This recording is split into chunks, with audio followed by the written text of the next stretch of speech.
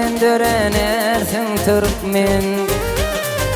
Arka dağlı firdarımı dünya tanıdın, erden dörenersin Türkmen. Arka dağlı firdarımı dünya tanıdın, erden dörenersin Türkmen.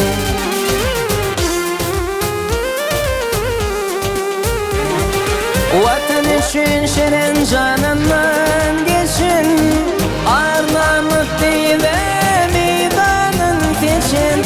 Başı gitti başıp medip hiç kaçın, erden dörenersin Türkmen.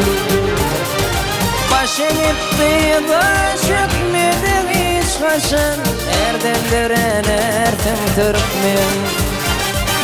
Oğul hanının partından toğrul şavrıl batırlardan, erden dörenersin Türkmen. Korkut atı bir oğludan, korağı didanalardan, erden dörenersin Türkmen.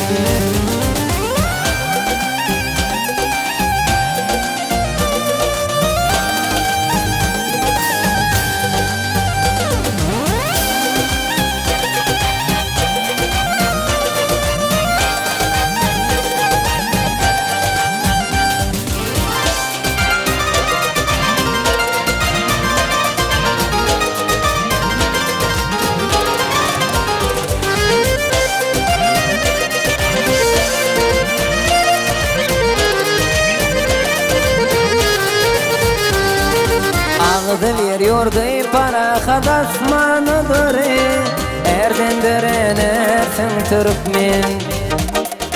Bardır idi şiirlüklü arkada oğlu, erden dörenersin Türkmen.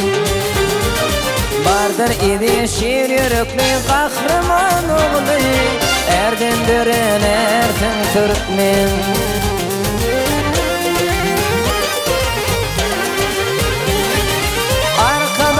Zamanısın diledin, hoş niyetli şımarını yürüdün. Türkmen ağrını borcukta cimedin, erden dörenersin Türkmen. Türkmen ağrını borcukta cimedin, erden dörenersin Türkmen.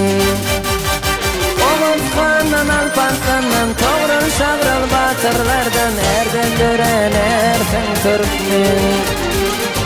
Korkut atı bir oğludan, korağı didanalardan, erden dörenersin Türkmen. Erden dörenersin Türkmen.